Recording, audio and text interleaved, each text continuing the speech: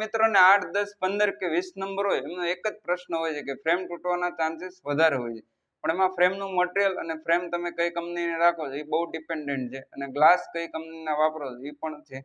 જો frame તૂટવાના chances રહેતા હોય ને તો આવી ક્યારેય ફ્રેમ પાસ ના કરવી. આ પતલી ફ્રેમ છે, તમે આ ઇન્ડેક્સ નંબર છે 16 નંબર તમે જોઈ શકો છો.